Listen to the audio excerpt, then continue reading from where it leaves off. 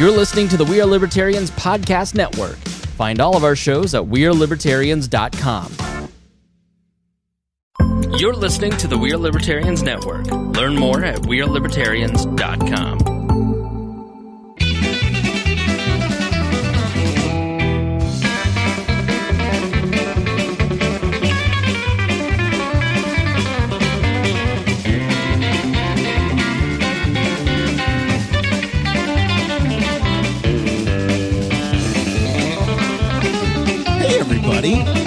This is episode number 114 of East Central Indiana's favorite podcast, the Boss Hog of Liberty. Jeremiah Morrell, Dakota Davis here. We are in the eye of a storm right now. A huge storm. We're going to do what we can to stay on the air. It's been quite the life here lately. Yes, very much. Today's episode features Steven Vitatoe, or Vitatoe, depending on which part of Indiana you hail from. North or south Speaking of 40. of hail, if you hear a bunch of ruckus in the background, it's because there is a hailstorm outside right now in the usually sunny Newcastle, Indiana. We are also joined by, of course, Intern Mason Rottinghaus. Absolutely. We're going to be talking to Steven about everything that he's done in his life, including being the welding teacher at the Newcastle Career Center. And we're going to talk a little bit about the Newcastle Career Center in general and what vocational schools are doing all across the United States. And then we're going to talk about how Steven is just a habitual volunteer in the community and some extreme sports talk at the very end. So make sure you stick around to the end. I'm still tagging stuff over here. Yeah. I think the storm has passed. We've got the radar pulled up, and I think you guys can go back to watching The Bachelor, and you can kill the or The Bachelorette. What's the show nowadays? What are the girls watching? The Bachelorette. We have a very full audience over here in the other corner. And all of the wives just told us they're watching The Bachelorette. Mm-hmm. This is it's going to be a good show, Steven. Don't let the weather get you down, man. If I unexpectedly walk out, it's because because hail went through your windshield. It's been fun. Mm-hmm. So we are recording as a podcast because we are a podcast. That's pretty cool. But we are also back on the internet as a live feed again in glorious high definition. That's right. We've removed the Mevo and we've disposed of it. It's gone. It's no longer in our lives. Burned the Mevo, and we have a one camera setup with now graphics on the screen. We have graphics on the screen. They're not fancy, but we have graphics. No, they're not fancy because I made them 6 minutes before we started. So it was very rushed, but it looks okay. It looks reasonable. At least everyone knows Steven's name. That's right. They might not. He's know how the to only one pronounce that it. gets a name card. That's right, because he's the featured guest. There are perks that come with being I'm a host. featured. Nobody knows my name. But you're not the featured host. You're live on air. It says so right there. All right, that's enough of that junk. We got to thank some people, I suppose. We do. Yeah, of course. We want to thank everybody that joins our Patreon page and helps support the show. If it wasn't for you folks, then we wouldn't have this beautiful studio to help shield us from all of the hail that's going on outside right now. And we want to especially thank all of the people on Patreon that donate at $50 or more a month, which would be Christopher Bilbrey, Brantley Spicer, Christy Avery, Jonathan Phillips, and Craig DaCosta. If you don't feel like joining the Patreon, but you still want to support the show, you can look at the Amazon wish list, and that is where we put out all of our equipment wants/needs. We also have a T-Chip store so that you can buy some Boss Hog of Liberty merchandise. And then we have a GoFundMe page set up as well to help pay for more camera equipment so that it can get better. And we want to add 2 more cameras just like the ones we have now and make producer Chris Guffey do even more work. We're probably going to have to get some longer cables. We're online now, but inconveniently, the laptop that's supposed to be sitting next to producer Chris is all the way on the other side of the room. That's true. Which is less than helpful. Yes. Well, maybe we can get some techie person in here and set up a KVM, and they can remote into it, and it would work that way. That's right. We need to figure out. But it's also wireless. It's also in the way of the beer fridge, which is very problematic. Mm-hmm. It is. But these are all our problems, not the listeners' problems. The important thing is we're on the air. Finally. I had an exclamation point by we need new camera equipment, but now we've kind of got it figured out. Whenever I wrote the show notes, I thought that this was going to be another audio only episode, but hey, we're live on Facebook right now. It's a miracle. All right, let's talk about Steven a little bit. I have Steven Vitatoe, the tradesman. Before we get into that, I will say that we just did a really neat half an hour on the Patreon side. We did do and that. If you join it, you can listen now and get the full Indy 500 summary explaining why Mason wants to go back and Guffey will never, ever, ever venture back onto the grounds there. So, patreon.com/Boss Hog of Liberty. All right, so Steven, you're a welder by trade. I am. I've heard. Sometimes I try. How'd you get into welding? The Career Center, actually. I took the class that I'm teaching now. The exact same place. Mike Anderson was my instructor. I went through literally the program I'm taking.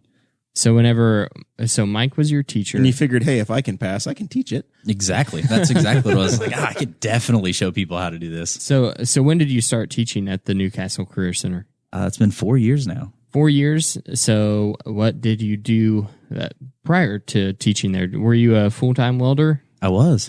I worked first started at a company called Major Tool Machine on the east side of Indy. Built some really cool things. One of the most noticeable ones was a space shuttle that actually went up into space.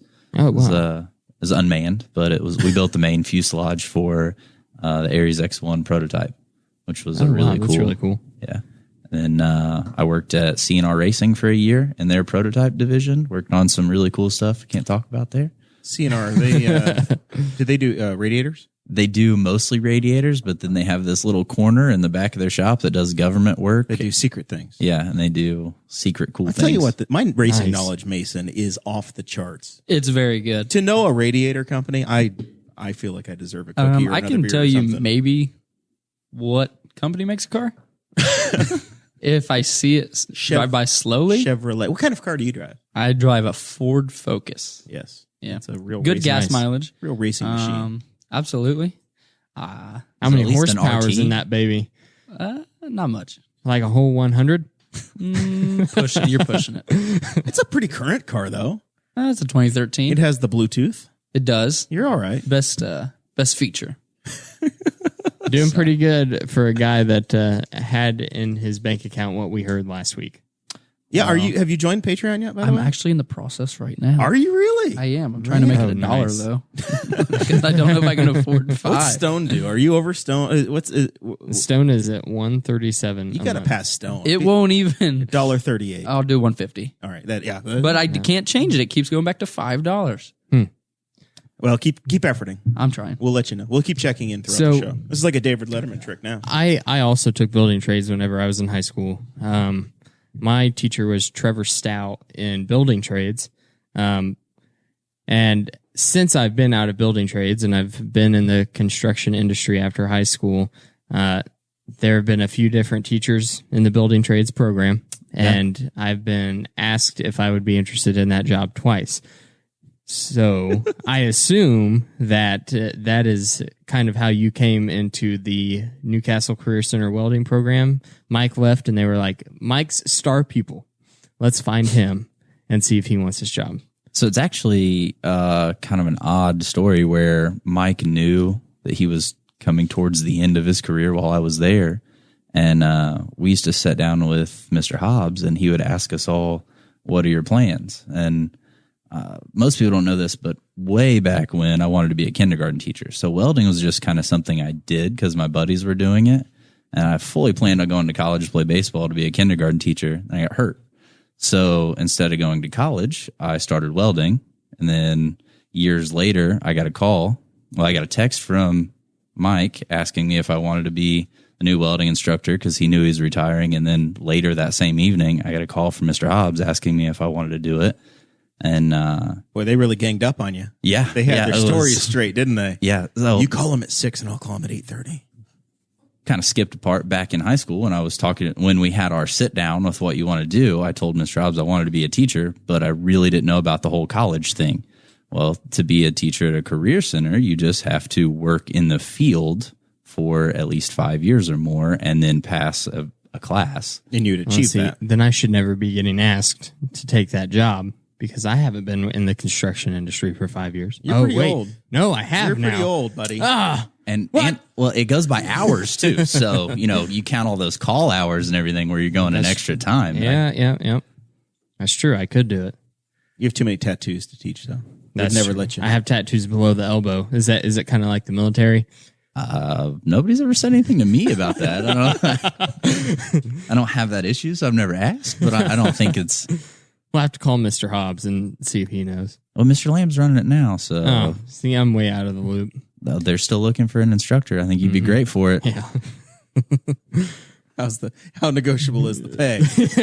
Yeah, I don't want to bring that up. That's the sticking This is point the struggle regularly. with the way public education. You used is to get summers compensated. off, but now it's like you get the you have to do the whole.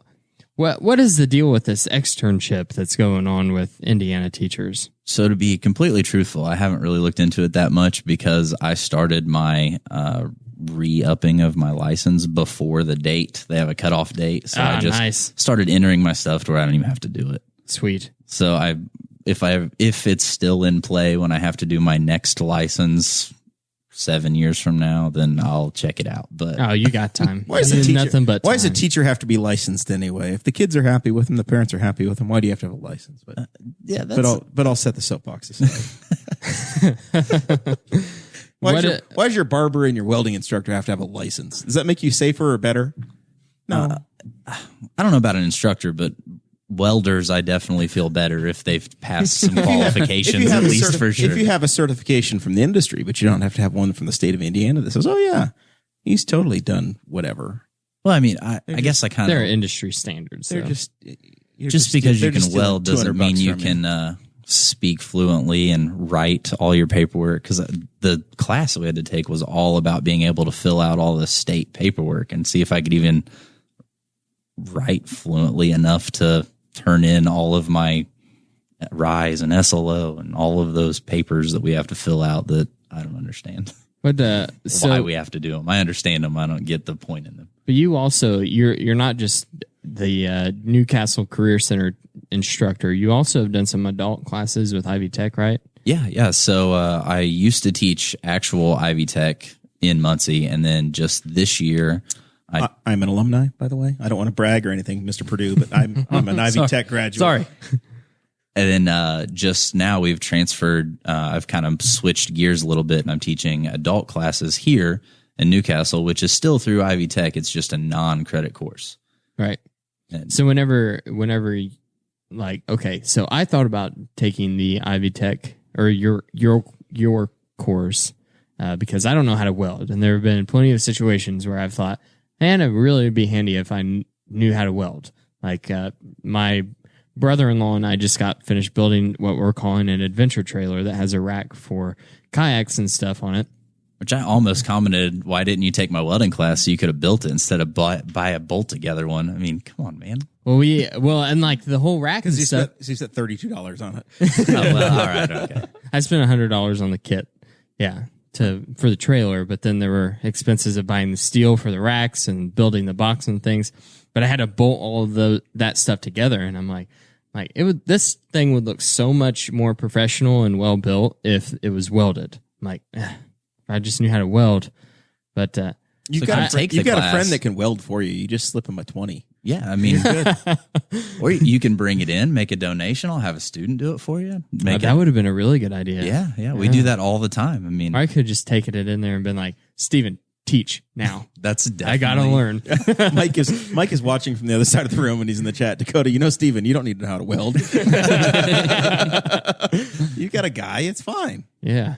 Man, everybody feels that way. Hey, I got this 20-minute job for you. 10 hours later. I like learning how to do things, and I also like tinkering. So, Hey, I have access. I just need you to build this extremely complicated thing that's worth $40,000. Could you do that on the weekend? Yeah, that's definitely, my friend Wes does that to me all the time. He's like, hey, I got this new car. You want to come over and build an exhaust? What do you mean build an exhaust? Oh, it's just one piece. And we've got 100 pie cuts and I'm TIG welding for 6 hours. Like, this is a full custom built exhaust. Yeah, it's cool. I'll buy you pizza. Thanks, man. Thanks.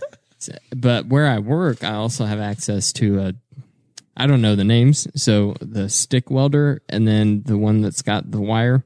So it'd be stick, MIG. Okay. Either one. I have access to both of those and all the gas that I could ever want. So Yeah, you just I need just to don't know take how the to do class and pick one of the processes. Or just YouTube. Man, Yeah. don't do that. Don't do there's that. a lot of flammable gases and there's some electricity That's involved. how I learned dentistry. Just YouTube. Yeah, that's right. Can I get my certification? I watched like 3 hours of YouTube videos. Yeah, you can definitely get a lot of really bad advice. Don't, like normally I would joke about it, but there's so many people on there giving advice that would get you killed. Building the trailer, I looked it up. I left a 1-star review. He killed 3 guys with that. I looked up the trailer on YouTube and the building process before I committed to driving all the way to Muncie and buying it. And I'm like, how difficult is this going to be?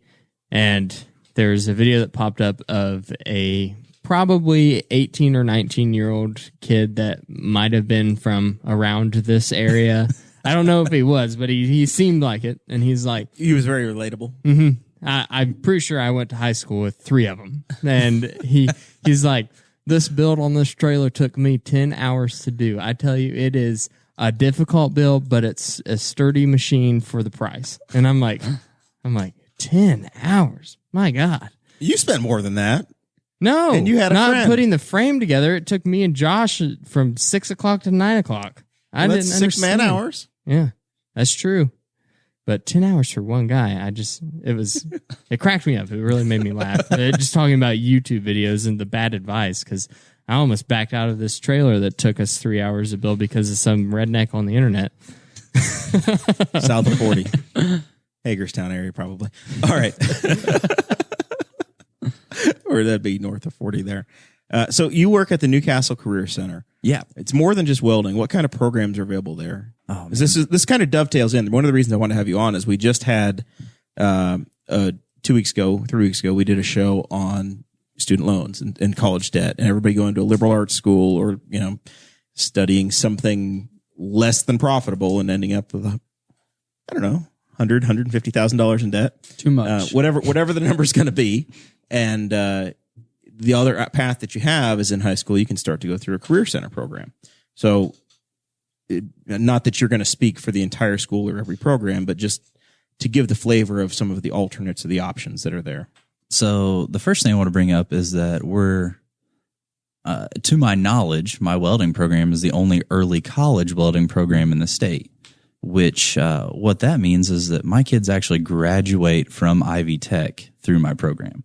So Ivy Tech offers 2 levels of welding specific degree courses. So you start with a certificate, then you get a technical certificate, and then you would transfer over into your associate's degree.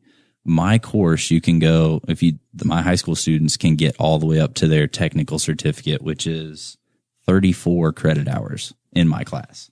So that's over a year of college. Over a year of college. In high school. In high school. At no charge. $0. All they have to do is have good enough attendance and have a high enough GPA or test into the actual Ivy Tech part.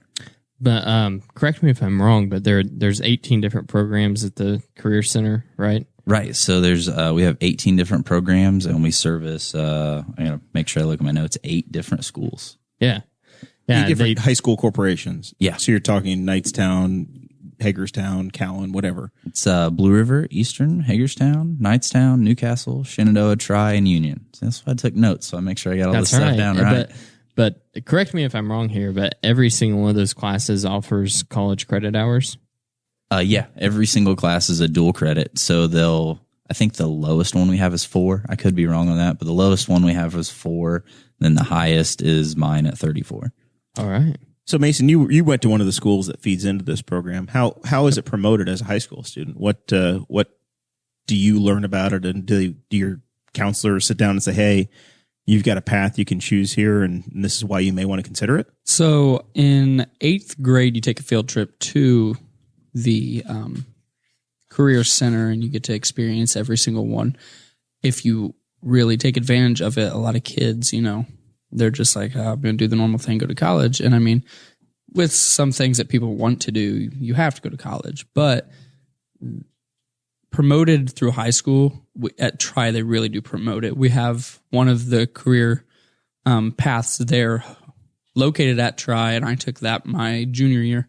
But yeah, you go on the field trip, you get to see everything, pick out 2 you really are interested in, and then as a sophomore, you apply. Counselor really pushes it on you. I don't know how it is now because our counselor left, but when I was in high school, that she was like, push it on us. It's like, oh, it's a really good thing, really gets you into the area you want to go into. And then you had the option to apply or not. See, what's something that's cool about it is there's the I think it's called medical professional or something like that. We kind of there's 3 different ones. We call them health occupations. Yeah, health occupations. Yeah, and my wife, 4 now. She went through the physical therapy one because she wanted to be a physical therapist at that time. And then her senior year of high school, after doing the physical therapy side of the health occupation vocational class, she's like, this isn't for me. I don't want to do this job. And it was like, wow, she got to make that decision and see that career before she spent a bunch of money in college classes trying to pursue that. To figure out what you wanted to do. Yeah. And through that course, you get a healthy lifestyles credit because I took it senior year, and that really applies to literally any degree. Like everybody has to take some type of class that's not related to their degree, and usually that healthy lifestyles degree covers it, so you don't have to take it in college. So is the Career Center something that's new, or has this been around for generations? Or Henry County or the Newcastle Career Center seems to be a model across the state. So has it always been there? Not always, but I bet Mike knows the date. When was it? When did it open? It was there in the 70s. Mike Broyles is saying from the back row that it opened. It was around in the 70s. So Yeah, this is not new technology necessarily. It's not a new idea, at least for sure. Yeah, we're always changing the technology and Right. changing the goal, but it's definitely not a new idea of helping kids figure out what they want to do at an early age or figure out what they don't want to do. Mm-hmm. I mean, it's terrible to see a kid get out of high school, and it happens a lot in welding because you go into it and you don't realize truly how hot it is or how sparks landing on you feels or anything, and you invest all this money and go through school, and then you get a job and you realize, man, I hate this. I don't want to be doing this all day, every day for the rest of my life. Yeah, and then what? Now you're 21, 22, you're invested. What do you do now? You already have college debt. How do you go back from that? This gives you the exposure before, and it's a no risk exposure to it, and you go, oh, yeah, maybe this isn't for me. I need to be a pharmacist. So mine was a little bit opposite than Audrey's was. I didn't really know what I wanted to do after high school, but I assumed that I would be going to college and get some type of other job. And we did the field trip to the Career Center, and I went through the building trades house that they were building because they took those students that were interested in building trades to that house that the trades were building. And I was like, wow, this would be really cool just to like figure out how to do things. So I'm like, I'll take this one just so that, whenever I'm an adult, I know how to do some stuff. And then I got into it and I started working more, and I was like, wow, I actually really kind of like this. And then Mr. Stout set me up with a job shadow for an electrical contractor in Richmond named Cummins Electric. And then after that, I was like, well, this is what I'm going to do. Yeah, and that happens a lot because in our programs, my program is not just welding. I mean, we have a CNC plasma cutter where kids get exposed to G code, and they're actually writing programs and doing some design work on things. So we get into artwork when we cut stuff. We do a lot of material handling, which kids go into the millwright union. I mean, it's not just welding. There's so many, you get exposure to so many different things where it branches out. And I have a student this year that helped me do repair work on our CNC plasma. And he really was like, wow, I like the maintenance side of things. So now he's decided to be a maintenance worker instead of welding. I mean, it's an opportunity to get outside of the classroom and see so many different things in every program that. Right. It sounds like you have not only the labor side of, hey, yeah, I'm the guy that's going to operate the machine, but you also do get the exposure to, hey, there's this design element to this and some higher level opportunities, or even opportunities to dream a little bit and say, hey, I could take this machine and make something somebody doesn't even understand yet or doesn't know what it is. You could literally be an inventor. Absolutely. And then, like I have a student from last year that got really into the how of everything. He graduated last year, and he really was good at welding and really got into the CNC plasma stuff. And then after the plasma, he was like, how does all of this work? What is actually going on? How is the electricity going from the machine to create the arc? How is all of this happening? And through our program, he got a year off of his, he decided to go to, I introduced him to Ferris State, which is, they have a weld engineering specific program, which is a hands-on program. This is a university? It's a university in Michigan. Do they have T-shirts that say Save Ferris? Oh, I bet they do. I hope they do. I bet they do. That would be awesome. Mason, Ferris Bueller was I've seen it. In the 80s was a film. But through this kid had no intentions of going to college whatsoever. Came into my program, got introduced to some new ideas, some new things, got interested in them, started studying them, and then decided to go to a very good college and is a straight A student.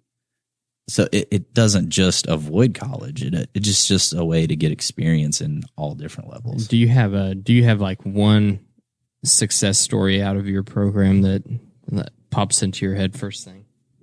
So I don't have a specific success story, but I have a story that's happened multiple times. And what that is I get a student that their counselors or teachers or someone influential in their life has told them they can't. Yeah. That, are you sure you want to take this? It's an early college program. I don't know if you'll be able to get through it. Your math skills aren't good enough. You can't. And then I get that kid in, and they spend 3 hours a day with me where I can really work with them one-on-one and understand why they don't understand the math or the geometry, or get there, instead of an arbitrary English assignment, put them in a welding English where we're reading technical documents that relate to something they care about. And then all of a sudden this kid goes from a D student to a B student. And then a kid that it's a practical application and they care. Yeah. Instead of some abstract, I don't want to read about somebody that's been dead for 400 years. Absolutely. Yeah. And then, multiple kids have walked across a stage at Ivy Tech that their teachers thought they weren't going to graduate high school. And that to me is taking a kid who's been told can't and then show them they can, and then get them through a tough program and watch them walk across the stage and their parents are all happy. That's happened multiple times. And that's a big win for me. And I think for everyone involved. Yeah, that's awesome. So on top That of the is really six-figure cool. salary, you get the emotional reward. Yeah. We're counting decimal points to like the fifth, right? So, and then you've been able to promote the program and create a lot of awareness through some public art projects. Yeah, so it kind of just all fell into place where the skate park started to happen through, Patty reached out to me and said, we're getting a skate park. And I started going. Patty Broyles of the City Parks Board. Yeah. So of the City Parks Board, she's the president, right? Yeah. And she's reached out to me, said, hey, we're getting a skate park and really want you to get involved, because I was involved with trying to get one. Because you were one of those hoodlums riding bikes in the woods and stuff. Yeah, one of those people just tearing everything you up. were probably involved in trying to get a skate park whenever I was also skateboarding and wanting a skate park in Newcastle. And there was all the talk about trying to get one. Yeah, actually, me and a couple really close friends, the Pointer Brothers at Pointer Brothers Pro Shop, started to, we tried to get one. I think I was in 7th grade when we first really started pushing for it. And there's been multiple waves of it. At this point, I'm just going to say, if I can talk you into teaching me how to skateboard, we'll get to visit your wife later in the evening at the OR. Oh, I will definitely teach you how to skateboard. Yeah, we'll do all right. Anyway. I've already broken my left arm and my right arm. What's a second break? It'll be great. Yeah. Roller You've already skating been didn't through it. work You're out. fine. Yeah, I've fractured a wrist before. Not a big deal. It's fine. You I'm can in. do it. Bubble wrap. Just wrap me in bubble wrap. Let's go. We'll just go faster. It's perfect. It helps. It's just like riding a bike. You Yeah. just go faster. I and figure it if gets I get easier. low and roll, it'll be fine. Yeah, it's all good. If I'm wearing a helmet, I'll hit my head and not try to stop the fall, and it'll be perfect. Anyway, so you got drafted into the skate park. Yeah, and through the skate park, I just started meeting other people, and they were asking lots of questions, and Carrie Barrett from Newcastle Main Street had this great idea, and I was like, if I'm going to be in this position, and I'm going to teach these kids, maybe I can get them to do something good for the community at the same time. Something that's a little lasting. Yeah, something that's lasting, and maybe they'll get a little more motivated. Maybe, knowing that everyone in the community is going to see their work, they'll try and do a little more quality, and it worked perfectly. I mean, it literally just all fell into place to be a dream come true as far as like getting parts and kids getting motivated, and the outcome I think is amazing. I don't know how other people feel, but so far you guys have done 2 large Robert Indiana Love sculptures. Yeah. So they're one's placed in Murphy Park, and one is it Murphy Park? Yeah, Murphy Park, and the other is placed in the Arts Park. Mm-hmm. There in Murphy Park, there's also is an 1880 something, 1822, which is the year Henry County was founded, I assume. Incorporated. Mm-hmm. Oh well, it's a corporation. This corporation's got to be ended, man. I don't know. And then there's a bunch of benches around town as well. Yeah. So there's actually 2. My favorite. You left out my favorite sculpture. All right. In Murphy Park, there's a large, just 3/8 steel plate that spells out art. It's an abstract art that spells out art. And your design? No, it is a Robert Indiana design. But the way that the concrete is laid out on a sunny day at the right time, the art actually the shadow of the art goes down onto the concrete, and you can see it in both places. I've yet to get a picture of it, but it is by far my favorite that we've done. And then, do we need to get a drone? Do you want a drone to take a picture? Definitely. I just got to figure out what time we've it got actually a guy. happens. You got a guy? There's a guy that watches this. Is watching probably right now. If not, he'll be listening on his run tomorrow. Maybe I can We can weld a connect little you. bit for him, and Maybe. we can do some trade work there. Yeah. Because I definitely can't pay him, but He does things for favors all the time. yeah. And then we've got the benches that we've built. There's 4 benches downtown, 2 homes and 2 loves. And then there's a secret 5th bench that basically only this group knows about right now. Really? That is soon to be up for auction. So we auction. Dun dun dun. we built a bench that says Hope for the Miracle League for them to auction off to start their funding of a new field or fields. So that will be Where's our landlord at? This would look really good outside of the studio. I think so. For some streetscape. And it is blue. Jared It would go Burcham good with the says gold. the drone guy sounds really creepy. It's Jared's brother. Oh my gosh. All right. So we got a blue Hope bench available. Yeah. The Miracle League, let me make sure I get these dates here right. So they're going to do a kickoff event June 1st. And That's like tomorrow or Yeah. the day after Day tomorrow. after. yeah. If not the one following it. Well, it depends upon when we release this, Mason. You're putting pressure on me now. Tomorrow is like 2 days from now if I edit it tomorrow. Killing me. Sorry. When you're spoken to, you can speak. Yes, master. But they are going to take bids. They're going to start taking bids. The kickoff is June 1st. Guffey's in for $5. I'm in for $5. 10. They're going to take their last bids on July 27th. And So then we are currently at 15. 15. We are the highest bidders right now. Hey, that's It's cumulative. You did 5 and the plus 10. You're taking his 10. You're adding your 5. Yeah, it's the Boss Hog of Liberty bench. Oh hell! Oh, I'll throw in okay. 100. Yeah, so we're at 115. we're at 115 already. That's Yeah. perfect. Yeah.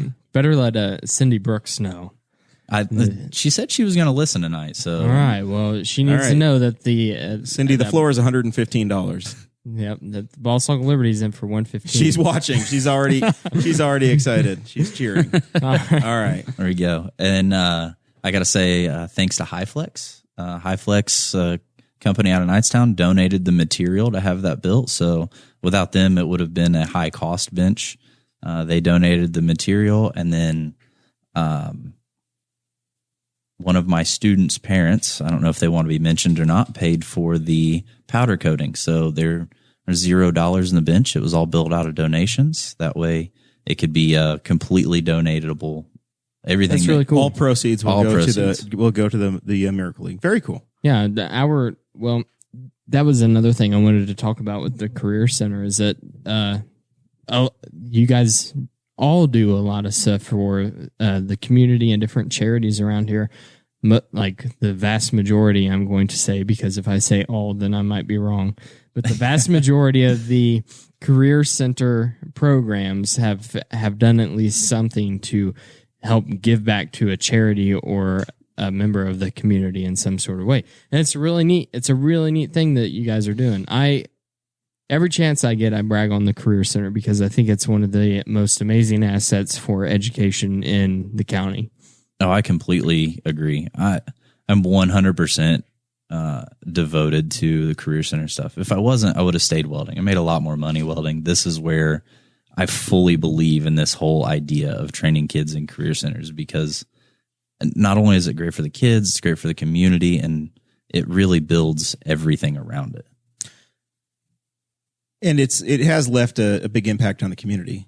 Oh, yeah. You and I have something in common. When you got engaged, it was the day you guys installed Yes. the sculpture. I was so mad at you for this. And that's that's where you got engaged to your lovely bride. Yes. You cheated a little on the date, but it sounds like it's still legal. Yeah. You've been married much longer than you ever told us. Yeah, actually, so we got legally married over a year before we had our wedding ceremony. Because you got married in June, or just before I did. Yeah. We were talking about it. You never let the secret go that you were already married. Yeah, it was. That was very, very secret. Were you wearing a ring or anything? I was actually. A few people noticed because I started wearing the ring right away, and a few people noticed so we actually went on vacation a week or so after we legally got married, and a few people noticed in the pictures, and that was about it. Everybody else kind of just ignored it, and then we had a ceremony. And you had a ceremony last June. Yeah, last June 2nd. So December of 17, the years run together on me, Dakota. December of 17, Sarah and I got engaged in the same spot. So, and then we got married in July. So a month after you, but really that was a blatant lie, and you got like a whole other year of you've been married longer than Dakota. So do you guys celebrate 2 anniversaries here? Do you have to buy 2 gifts every year? No, we actually haven't picked yet. We just kind of wing it and go whatever happens. So one day you're gonna come home and she's gonna go, You forgot my anniversary. You forgot our anniversary. I thought we were celebrating the other day. See, she doesn't know this, but that's exactly the plan. I have a window. You're going to be the jerk. Yeah, that's definitely it. She knows me. I'm super forgetful. She's like, okay with it. Yeah, I expected him to be the jerk all along. Did you make the mistake of putting either one of your wedding anniversaries in your birthday week? No. Because now my birthday is her week. We're not even close. Yeah. That was really dumb of you. I know. I just really wanted to get married. I was stupid. In a 45-day span, I have my anniversary, Thanksgiving, Christmas, my birthday, and my wife's birthday. All of the holidays at one time. Yeah, I don't even get a month break in between them. It's just bam, bam, bam, bam. Didn't really think about that. You could be really cheap. We celebrate one time in this house. That's it. Yes. You could do just one full weekend. You'd be like, all right, we're putting it all together. We just go to Chicago. Yep. Yeah. That's how and then we rent a place with no walls, and everybody's uncomfortable. It's true. The walls weren't completed. You can hear about that in a previous episode. Yeah. Oh my gosh. All right. So we got a question from Vicky Defoe. She wants to know if the Henry County homeschoolers can take advantage of the Career Center. Well, I actually do you accept any homeschool kids? Do not know the answer to that. Talk to admissions. That's the answer to that. Yeah. Just check at the front desk. Yeah. Call the Career Center and ask. They'll be in tomorrow, I think around 9:30. Recruiting people for next year. Yeah. Yeah, and I was curious, and that thought kind of crossed my mind. I don't know why I didn't put it in the show notes, but then I also thought about the newer Christian school that we have down the road here in Kennard, or close to Kennard. I think the actual address is in Caddis, and I'm drawing a blank on the name. If my producer was paying any attention, he would already have it pulled up. Heartland Christian? Sorry. Yeah. I found out my neighbor who lives Heartland Christian? in front of me, house flooded, so I'm trying to figure out if my house is flooding. Do you need us to go sandbag for you, buddy? What's your home address?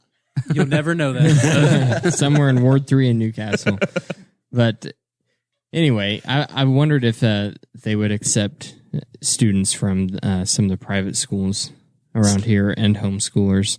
But we will save that for whenever we have the people from Newcastle Career Center admissions office on the show. Yeah, Chris Lamb. I can We get Chris him in Lamb. here. Chris Lamb. Yeah. Well, I could get that guy. Yeah, We'll you got to get get him in here and get him in the hot seat. Here's the secret to the podcast.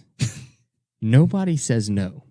No one says no to coming on and being a guest. That's a lie. Except for Greg Pence. Greg Pence said no. We have a lot of trouble with Greg's. Mayor Greg York also said no. Something about the Gregs. And then, We've had some people refuse to come on a second time. yeah, a couple people refused the second time. Mitch Daniels did say no.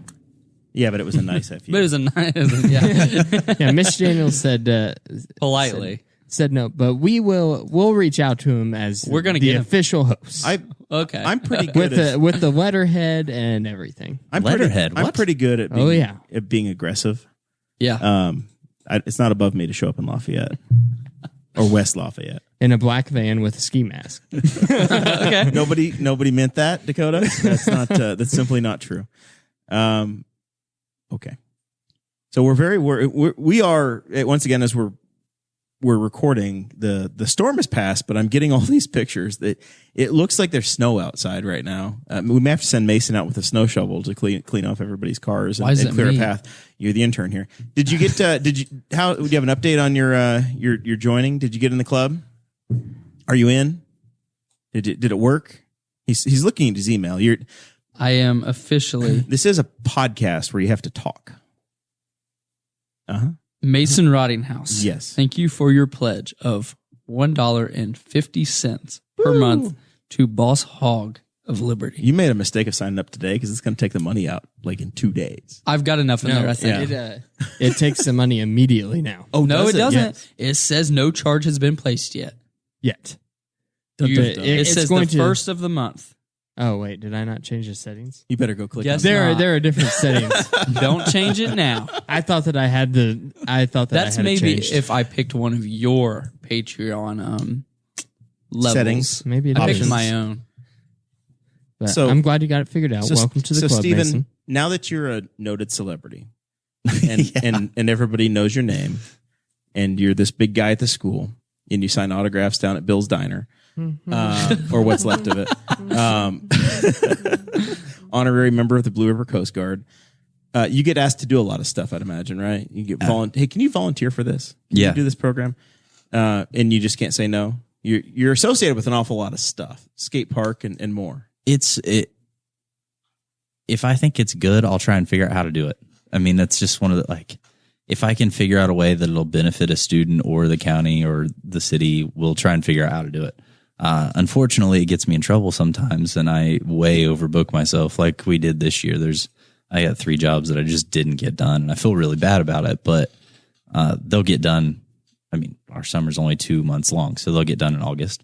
But it's one of those things where I have a really tough time saying no to good things, and there's a lot of really good things going on right now, so there's a lot to say yes to.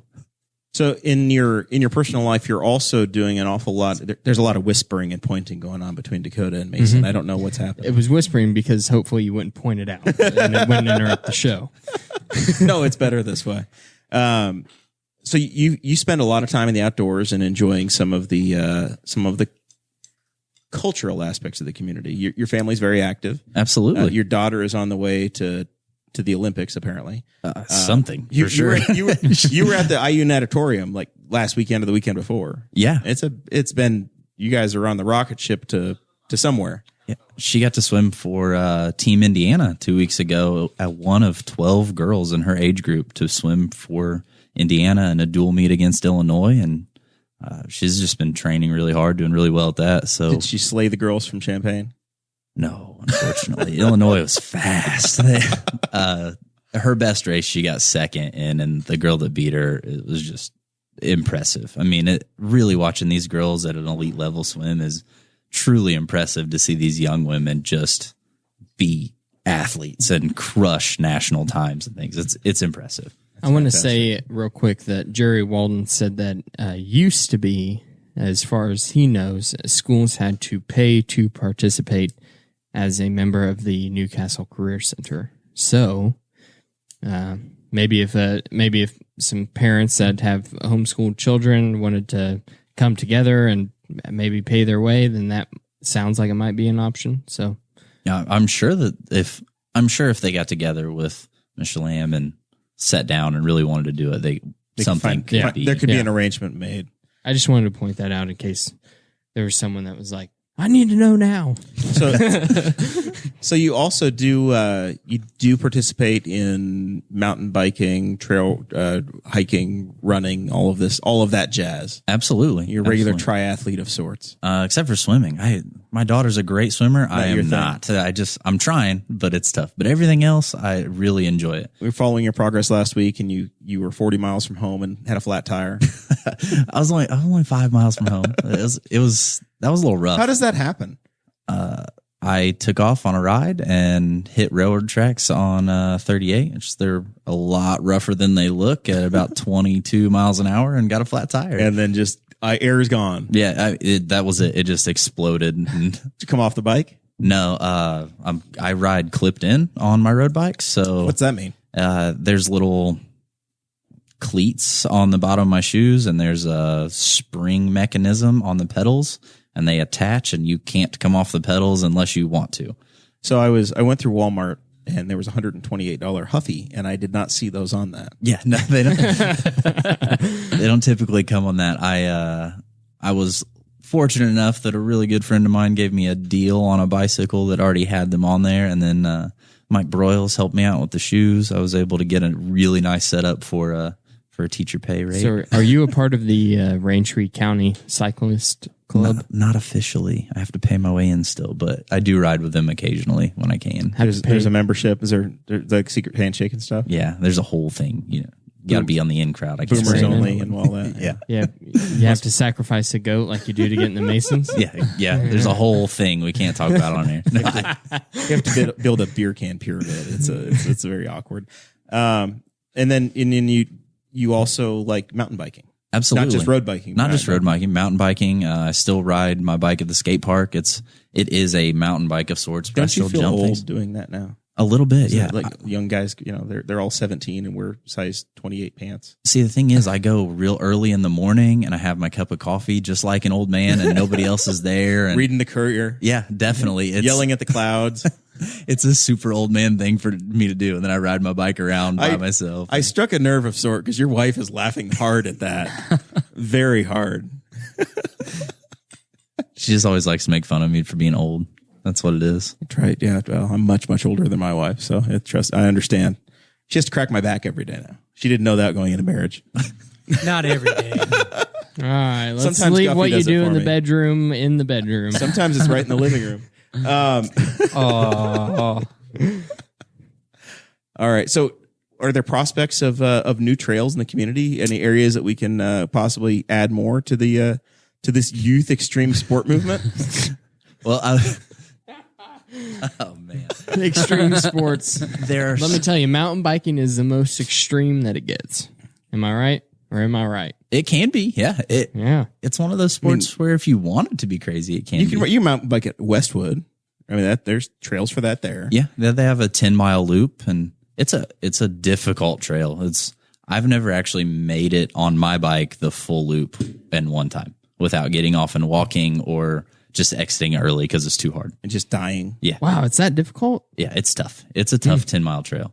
Well, and I also don't have like a legitimate mountain bike. I have a bike that's called a dirt jumper, so it has a front suspension, but it's meant for jumping and riding skate parks and stuff like that. Oh, okay. So I'm sure someone with a geared mountain bike is thinking, man, this guy can't make it around Westwood. But yeah, The most I've ever seen of Westwood's mountain bike trail is going kayaking and then shoring my kayak and then getting out and just walking around in the woods and being like, oh, there's a little trail here. That's the mountain bike trail. Do you You should find definitely hike it. Do you find that the horses get in your way? no, not at all. Or the people. I mean, it's a you very can share with shared the trail. horses. Yeah, absolutely. I mean, there's signs everywhere that tells who has the right of way, and if you just pay attention, you're fine. And the horses, you can. I can hear them and see them from pretty far away. And any logical person would say, I don't want to spook a horse and get kicked. So you just slow down and wave and pass each other and go on your way. All right. Same way with hikers. It's very rare that you come up on a hiker and neither one of you knows they're there. All right, old man. Right. So what you're saying is that, and here I am talking like Kathy Newman on Channel 4. What you're saying is that mountain biking is very safe for the people on the bikes as well as the people who want to walk on the trail at the same time. I'm saying hi to Dylan Drosnes watching from New Jersey, by the way. What's up, Dylan? Anyway. Absolutely. I mean, there are trails all over Indiana that have been there for multiple years that are shared trails that everybody gets along just fine. I mean, there's a park on the southwest side of Indy called Southwest Way Park, and I go there regularly to ride. It's a completely shared trail, horses, hikers, and bikers. It's actually Marion University's racing course. So it's a pretty difficult, wild trail, and everybody gets along just fine. You ever take your mountain bike out on the velodrome? No. I'm scared of that place. Really? I'm going to get my road bike out there one day. I have raced the BMX track on my mountain bike. That'd be some fun. Do you know what a velodrome is, Mason? Is it that bike thing you see right there at Marion? Is that what that is? It's on I-65 in Indianapolis. Right there on the left-hand side going north. It's like Bristol for bikes. Yeah, those guys are crazy, and they go so fast. I mean, and they all ride fixed gears. I think they built it for the Pan Am Games back in the 80s. Oh, really? I think that's where it came from. It could be a total lie, but stop me if I'm wrong.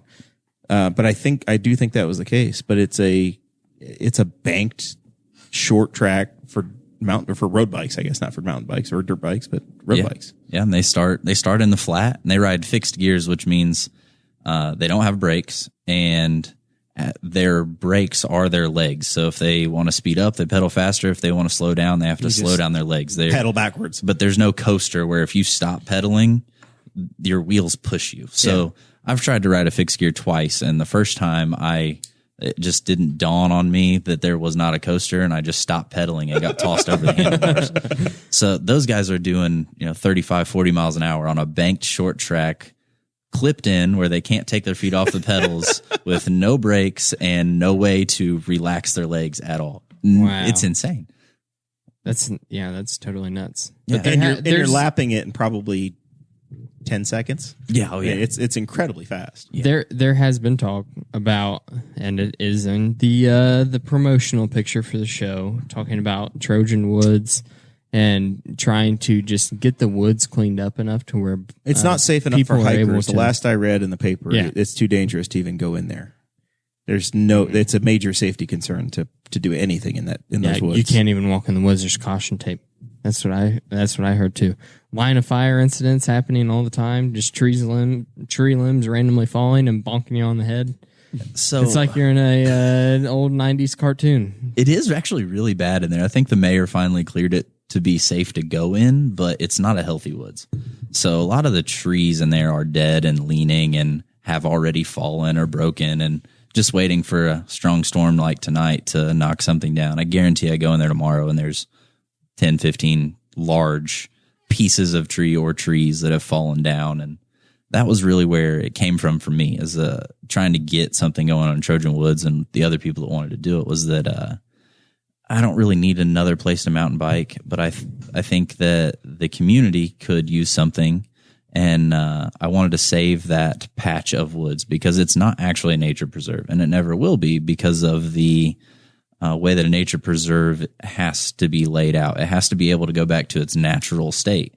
Well, the water that's down there is actually gray water, so it doesn't qualify to be protected, and it's at least been up for sale once, and I'm told twice by previous mayors. So my concern was that I used to play in this woods as a child. I rode my bike back there. The trails have always been there. The trails are eroding away. The woods are dying. It's already been up for sale for sure once. Why don't we use it for something? Use it for something positive. And what happens is if somebody participates and has a reason to take care of it or use it and take pride in it, maybe it will get some attention and not just decay. Yeah, use it or lose it, right? I mean, it's either going to die on its own, or we can use it properly and bring in experts and save it, or wait till someone needs money for a road and sell it off to Starbucks or whatever the high school kids are into at that time. It's just one of those things that if we don't use it, we're going to lose it. And whether it's for bikes or hiking or I don't know, just I don't really care what it's used for. My idea was biking because there's money out there for trails. So I knew that we could get some grants and get some things going. And obviously I enjoy biking, but I'd like to see young people get outside more. And we have this really bad problem of saying young people need to get out, but not here. Like, stop playing Xbox, but don't gather in the park. Yeah. You're making us upset. Your music's too loud in the playground area. Like, what? I don't understand. So we kind of have to figure out what we're doing there. And I thought the woods was a great spot for that. And I don't think I know a lot of people agreed with me, but then a lot of people really disagreed too. So, Right. Producer Guffey is taking off. There are reports of water damage in the community. Serious. We had a hell of a storm, and there are some residences that may be experiencing some flooding. So he's going to go check in his part of the town. It was a hell of a storm. There are pictures all over the place. I am legitimately somewhat concerned about hail damage for some of the cars around here. And it doesn't look like in our downtown location we were as bad as some of the other spots were. All right, so mountain biking, not swimming. You do the running? I do the running. You do My daughter hiking? makes me. Yeah, we do hiking. We're actually getting ready to go to Hawaii to backpack. So that's going to be, we're taking on, I can't pronounce it. Some Hawaiian mountain. Craig DeCosta will What know. island are you going to? We're going to the Big Island first. Okay. Be there for a while. Whenever we went on our honeymoon, we went to Maui and we did a little bit of hiking on the road to Hana, which was really cool. It sounds Yeah. really cool. Do you make plans to go from one island to the next? You're just going to be in the one, or can you just you can't buy a bus ticket to the next island? No, So you have gotta, to fly. Yeah. Yeah, you got to fly or steal a John boat or something.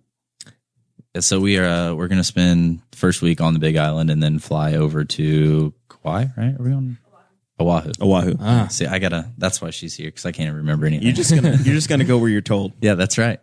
You have 2 anniversaries to remember. God forbid you have to know what island you're going to be on. Hawaii is legitimately the most beautiful place on this earth Yeah. that I have been to. Jerry Walden is reporting quarter-size hail on the north side. Yeah, it's it's going to be fun.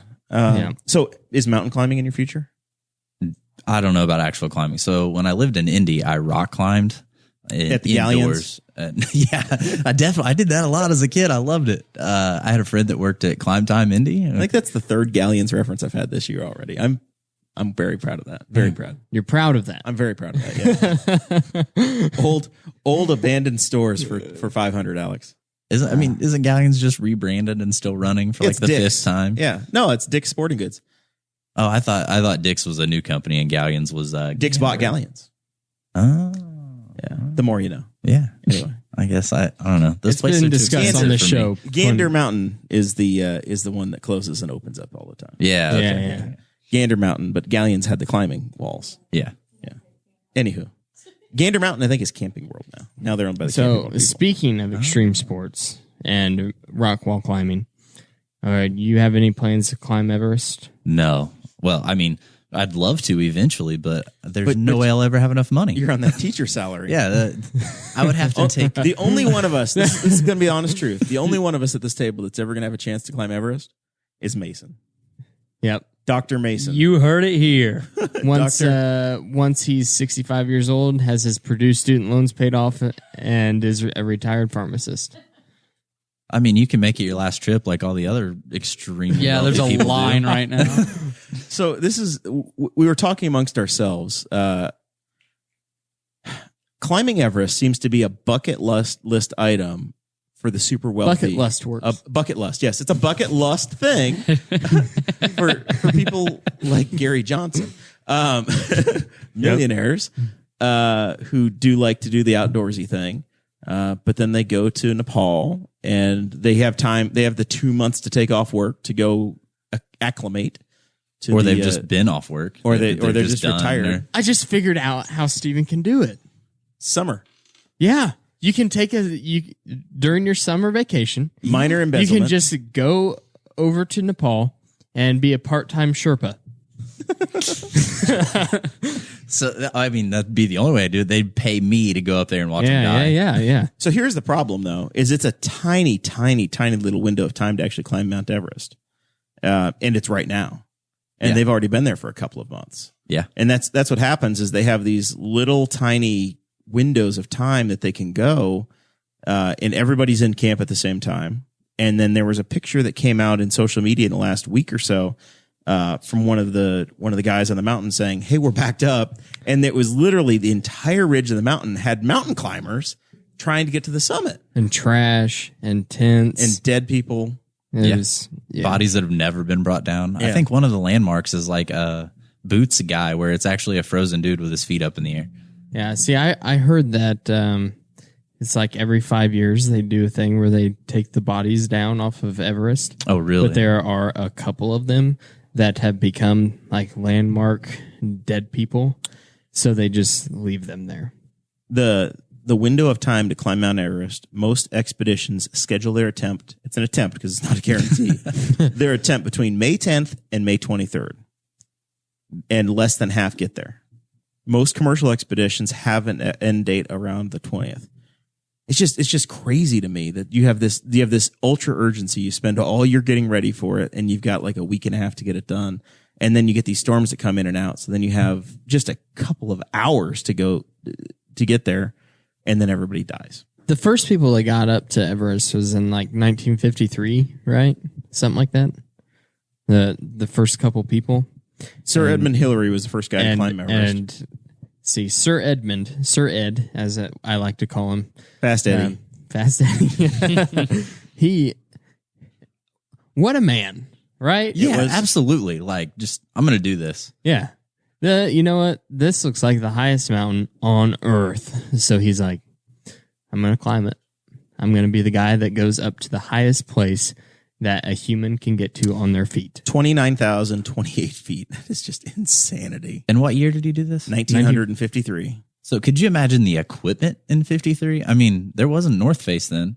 What's this dude wearing? Leather boots and a jacket and just like, I'm doing this. He's basically what the Sherpas wear now. I don't know what the Sherpas wear, but I mean, the Sherpas they're freaking, I mean, you talk about some people that are like just intense. Imagine being those guys. You make it up the mountain, you come down, and you're like, who's next? His entire they walk it like we do stairs. They're just like, they're oh man, that was going back up. His entire life's work was getting there for 15 minutes. 15 minutes. That's crazy. And he's spent his Imagine. entire life to do it, right? That's Imagine those 15 minutes though. A Of guy being the that first. he has worked his entire life to get to this moment, and it's there in 15 minutes. And then on the way back down, in his head, he's going, what the hell do I do next? What's next? Once again, May 28th. They did it May 28th. So yesterday was, or 2 days ago was the date, the anniversary. Would have been the 66th anniversary. So he Something was like the that. first to do it. Who was the first to attempt it? Is that recorded? Oh, yeah. I don't know who that is. Dun, dun, dun. I doubt they ID'd the guy. His name's, That's the Boots his guy. name is Boots. Yeah. That probably, yeah. In 1948, he climbed the highest peak in New Zealand, and then in 49, there had been a route that other people had tried. Unfortunately, producer Chris is gone, so hosting the show and trying to do this research on the fly. I wish we had interns or something. Honestly, that would I be do too. that would be nice. helpful. My phone's almost dead. Typical college kid. Nobody knows. Anyway, so that's that. It seems like there's this class of extreme sports for rich guys, and then they just go get themselves killed. Steve Fawcett was the other one that came to mind, who was the balloonist, the hot air balloonist. Yeah. And he did circle the globe when I was in high school, and you were probably in high school at the time as well. And then later he got killed in an experimental plane crash. Well, that kind of reminds me. I remember listening to this episode of the Joe Rogan podcast, and he was talking to, can't remember his name, but he was one of those guys that jumps in the squirrel suits. Oh, yeah. Yeah. And this man said that every person that in some way, shape, or form revolutionized the base jumping world, or made an improvement to the suits or what have you, died doing it. That makes sense. And it's 'Cause like they just keep pushing it until. And he's like, it's just an accepted fact. And like 2 of his friends had died from base jumping while they were base jumping. And he's like, yeah, I'm going to do it again. Yeah, absolutely. Have you seen, actually, it might be in Hawaii, The Hole? It's no. It's a vertical cave. I mean, I could be way off, but I'm pretty sure it's 1,000 feet vertical cave, and it's a base jumping mecca. And there's no drop before the cave. You just jump into a vertical cave, and then that's your base jump, and then you climb back out. And people die all the time because they just get slammed into the wall, and it's like a thing that's on every base jumper's list, and they just keep doing it. I just like to watch the music video from Sail. I think, I could do that. I've always wanted to go skydiving. I've been once. It was definitely not the way it was described to me. Did you go alone? No, I did the tandem. You took a friend? I had a dude on my back. You have to do tandem until you do so many jumps, right? No, you can do it's an assisted thing where you're on a little platform, and when you jump out, it pulls your chute for you. So wow, that would be cool. Yeah, that's for the fiercely independent.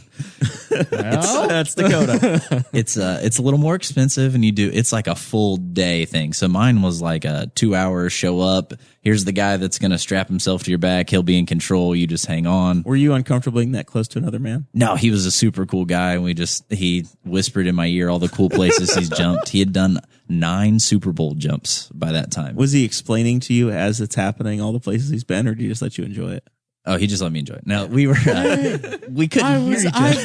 Done 9 Super Bowl jumps. Hey, that's Bill's field over there. No, see, what they don't tell you is when they strap you to this, you get in this plane that has a bench seat that goes, I don't know how to describe this. You straddle a bench seat, and there's 14 You're people all in line. deep. You're all in line. Yeah. You can't change the order. No. So I'm straddling the guy in front of me who's, we're all lined up, and then this dude's talking to my ear. Weird centipede type thing going on. And the place that we jumped, have you seen the? I tried. We've lost something terribly. Keep talking. I think we'll fix it. The mic's not working either. Jeremiah is a bull in the china shop, and he loves to unplug headphones. It's only the headphones, people.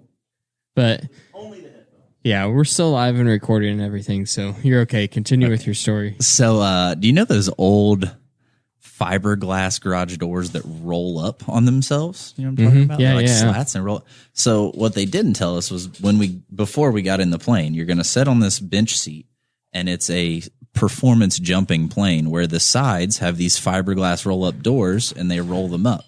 Well, the day that I jumped, it was like 90 something degrees, and they were like, we're just going to leave these up while we take off. So the whole plane is like twisting and rocking and shaking while we take off. I couldn't get out of it fast enough. When we got up to height, the guy was like, are you ready? I was like, yeah, get me out of this thing. We're going to die in the plane. I'm fine with the chute. Let's get out of here. Let's go. And then the jump was not like everybody is like, oh, it's this craziest thing you've ever done. It's so scary. Not what I thought at all. It was super calming. The view was amazing. I did it in Ohio. We got to just float down and look out over everything. It was super flat. Did you land back at the airport? Really close to it, yeah. Do you think it was because you knew that guy knew what he was doing? He was in control. You were just like, so therefore your mind wasn't thinking about like how dangerous it was. You were just focused on the experience. I think after the 2 hours safety briefing of you've got a chute and an extra chute and all of this stuff, I was like, this is fine. We'll be fine. There's not, this isn't a new thing. I'm not the first. I'm not even the first 100 today. I'm not even a pioneer. Yeah, it's like it's like getting nervous about riding in a commercial airplane. They haven't crashed one of these in 6 years in America. Yeah. We're okay. Probably gonna be fine. That's pretty much what I was like. If I'm the one, it's whatever. Somebody will get rich off of it. I'm gonna be in the paper. Yeah. I've always wanted to hang glide too, and then I saw that video of that dude that didn't get strapped That had to in. hold on. Yeah. In Norway. Man, I saw that too. And then he finished his vacation anyway. I still think it'd be really cool though. Yeah, definitely. I still want to do it. I've been up in like the 2-seater planes and the crop spraying planes, and it's so cool. Like being like, I don't know. There's just something about that experience that's just so neat. And I'm like, hang gliding is pretty much just the step further. I think crop duster pilot's the most dangerous thing we've talked about. All right, yeah. it So is. 1922, Mount Everest. A guy named George Finch tried. He was the first guy to use oxygen. He climbed Everest at 951 feet an hour. He got over 27,000 feet. First time a human got over 8,000 meters. And they didn't make it to the top. And they killed 7 natives on the way in their party. In I didn't mean 18, to laugh at that, but it's just like, Of course, they're not English, so they don't get their name recorded like everybody else does. But George Finch and Felix Norton, we know who they are. The 7 locals that they hired, they don't. in 1885 was the first time it was suggested that it was actually possible. I wonder if it's something that the natives were like, yeah, you can do it. We do it all the time, but nobody wrote their names down. Yeah, So- the people in Nepal were like, if you pay us. yeah. Like, yeah, we'll walk you up the street if you pay me. Somebody had their house up I there. come from a rough neighborhood. Mason, what's your extreme sport going to be? You going to jump out of a plane? What's your living on the edge? What's living on the edge for you? What's like, oh yeah, I would do it, but that's pushing the boundary a little bit. Pushing the boundary. I mean, I've always wanted to go skydiving, and I've had a few of my friends like actually want to, but Is it that's because of the Tim McGraw song? The only reason? no, no. But I didn't know if he was going to get the reference for a second. I definitely know the reference. I just had to wonder why he asked me Mason that. and I have a connection on old country music. Actually, You don't get that often with 19-year-olds. No, it's impressive That is my favorite type of music. I listen to that quite often. because Billy Bob loves Charlene. Yeah.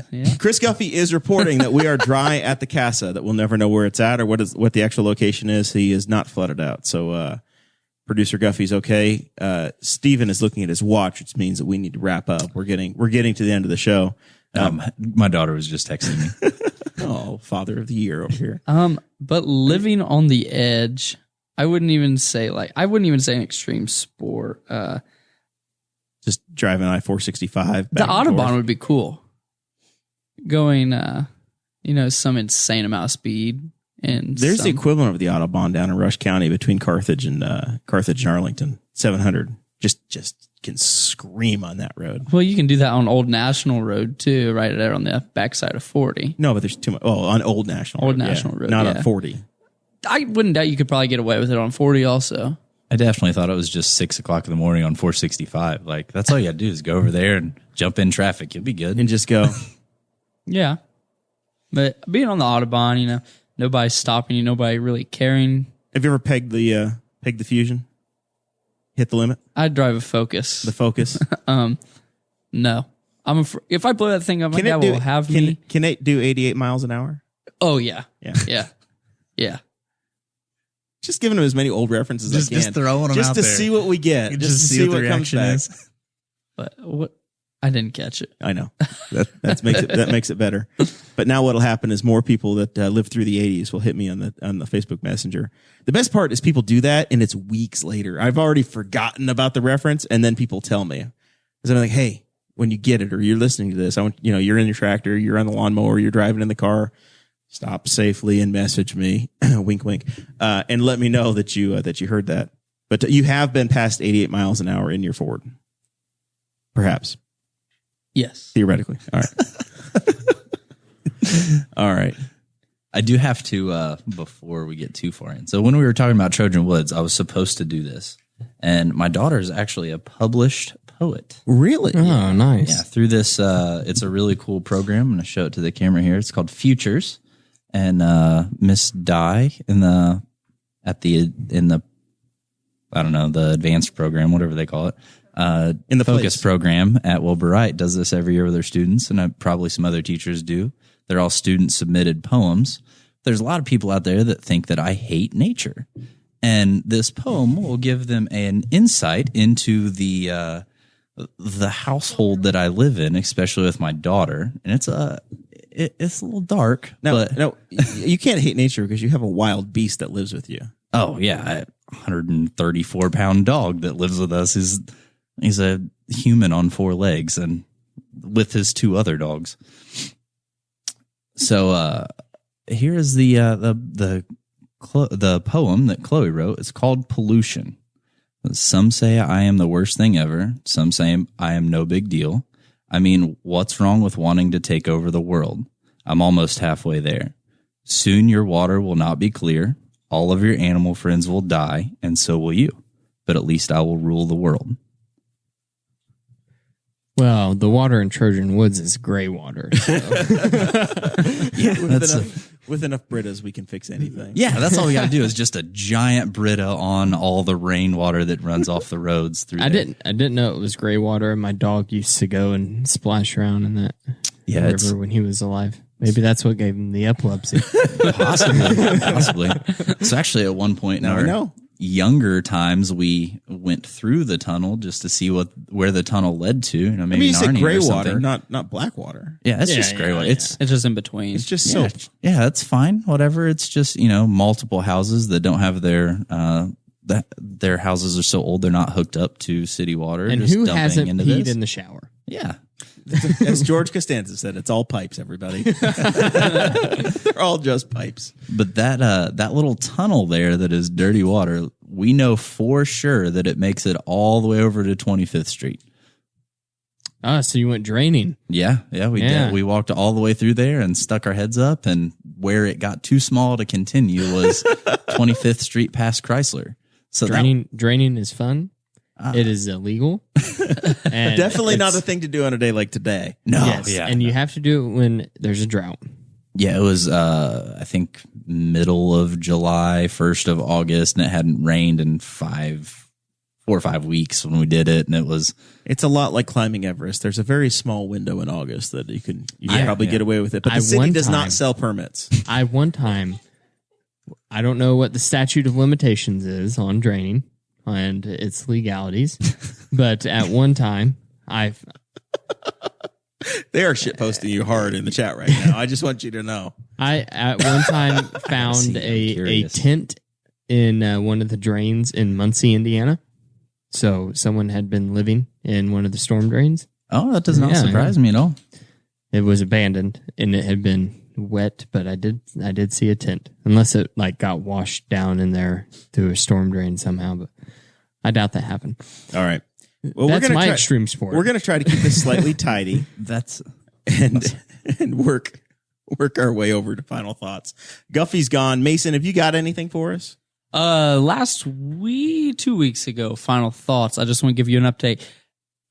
The Columbus Vanguards did win their last game 37-0. This is the women's football, professional football that plays at Knightstown. At Knightstown. Did Guffey go with you?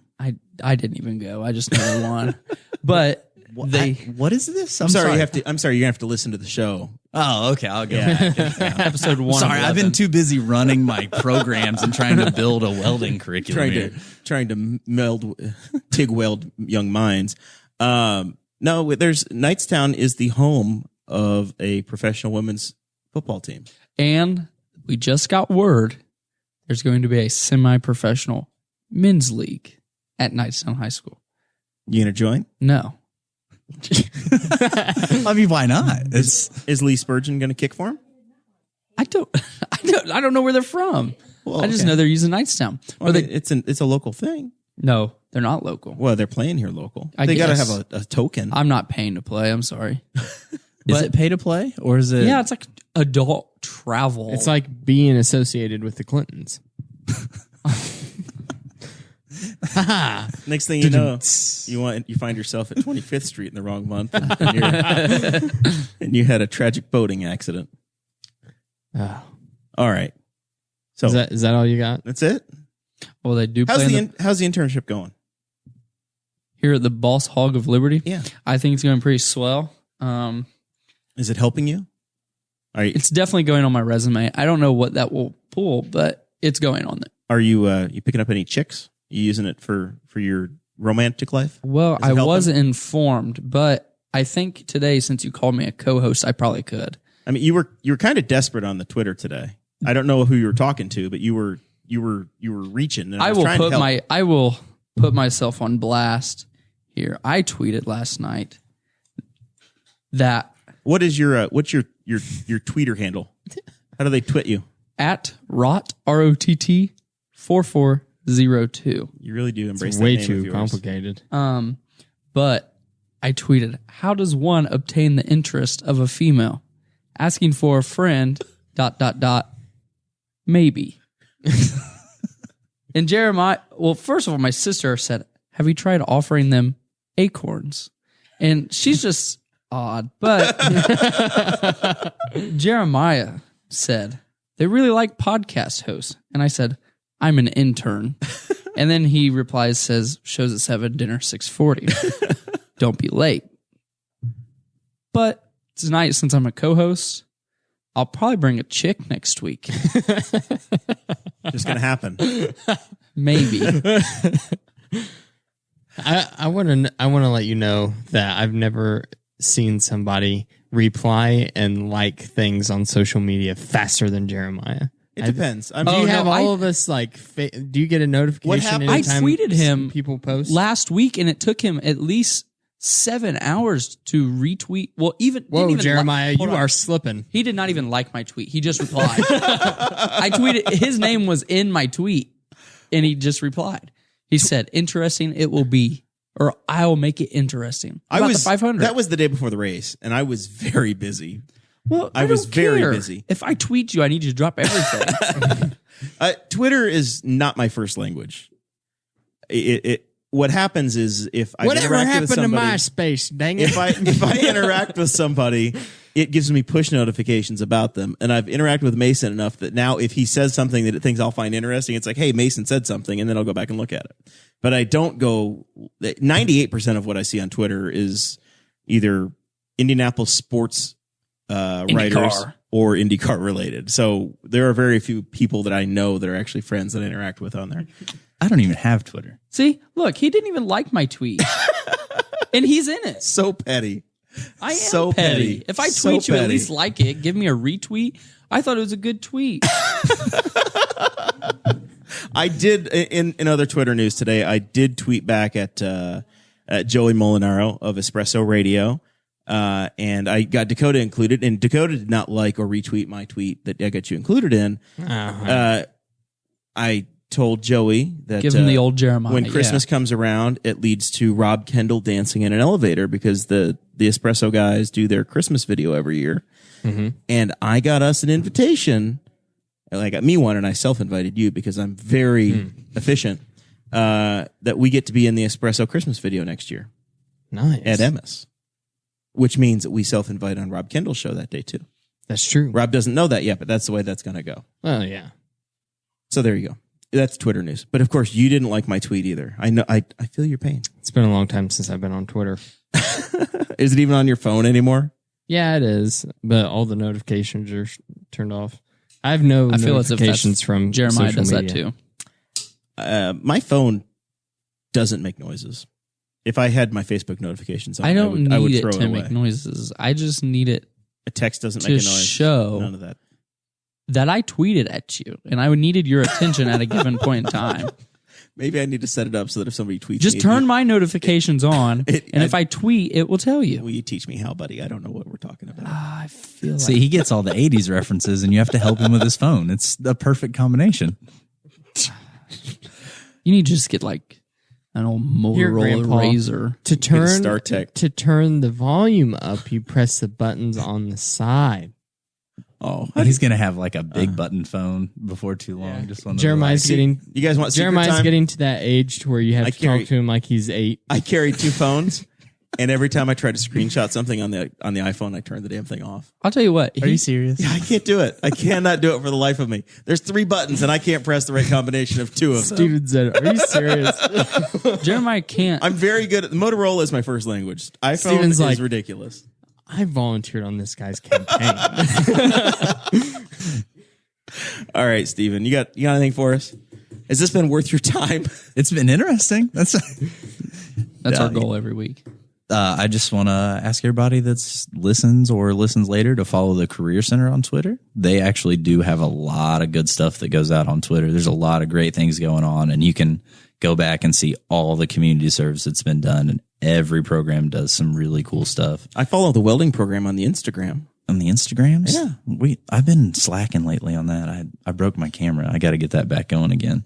And then for Jeremiah, you need to get with the engineering program and check out their EV Grand Prix program, where we team up and help them build a car that they actually go to IMS and race. I know that Wayne County 4-H does that. Yeah. And you guys have a program as well? Mm-hmm. We didn't promote that. We just promoted the Wayne County 4-H.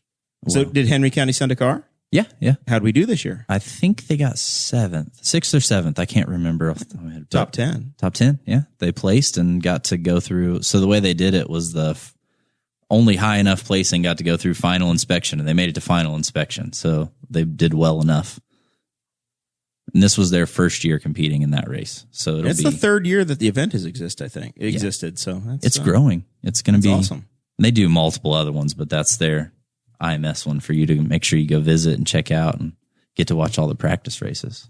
Maybe you can do a podcast from there and do the announcing of the race. Oh, I'm good at announcing. I'm the second best mug bog announcer in all of Henry County. The second best? Who's the first? Water Superintendent Greg Phipps, of course. Come on. Nobody could ever unseat Greg. Dakota, we're running a poll right now. Do you know that? We are? Yeah. Oh, yeah, we are. There's a poll out on our Facebook page, and it simply asks whether or not you, as a taxpayer, want the superintendent's home and utilities at Henry County's Memorial Park to continue to be paid for with your money. There was a story that was ran in the Courier a couple weeks ago that said that the board voted on a new contract that takes away the house and the utilities as part of the employment contract for the superintendent. So it got a lot of reach on a couple of other different personal Facebook pages, and I was like, this is going to be a good poll for Boss Hog of Liberty. And it got shared by the Memorial Park Facebook page and a few board members, so I'm pretty sure that we are influencers now. Yeah, they official. They do care about the results of the poll, so jump in that and participate and make your views known. That's right. All right. Final thoughts from you? I have a Reason magazine. The Reason magazine. It's been a long time since I brought them up on the show, but the new magazine issue came yesterday, and the cover of it is Kamala Harris is a cop who wants to be president. I read the article today. She's a prosecutor, was a prosecutor in California. Yeah. San Francisco County. She says that she's pro-weed, but she locked up a lot of people for weed possession. She did joke about smoking it on the radio, so it's all is forgiven, right? What? Yeah, she said that she smoked it while she was in college, and she listened to Snoop Dogg. However, Snoop Dogg wasn't putting out albums whenever she was in college. Dun, dun, dun. Already? Yeah. Oh, wow. But anyway, this is a really good article. We talked about her on our 2020 Democrat primary candidates episode, and I think that this provides a lot more insight to her and her campaign than what we did on this show, and I want to encourage everybody to go to Reason's website and read it. That's my final thoughts. That's it. All right. Well, this has been fun. I'm excited that we're back. We have the camera. It's working. We're functional. Yes. And I'm very thankful for the support of the people here. I will note that I'm coasting right now from the Indy 500 tan. I look better than any of you. My skin tones. I'm very proud. Look at my forehead though, dude. Take your hat off. Yeah. Yeah. I mean, it is. That's because I wear my 24-inch brimmed hat whenever I'm mowing, so I don't get the same tan that my arms do. I feel good about it. So we had a lot of fun. Race was great. I had the winner. I had Simon Pagano. I will claim the victory here. I'm glad we didn't bet money. In the draw we had morning of the race, I also won that one as well. So I had Pagano twice. Feel very good about it. Anyway, we got a show next week, Thursday. We don't know what we're talking about. We don't know who the guest is. We don't know if there will be a guest, but we'll be here. Could just be us. All right. Playing around. And now you're going to get like 5 seconds of awkwardness because we have no producer.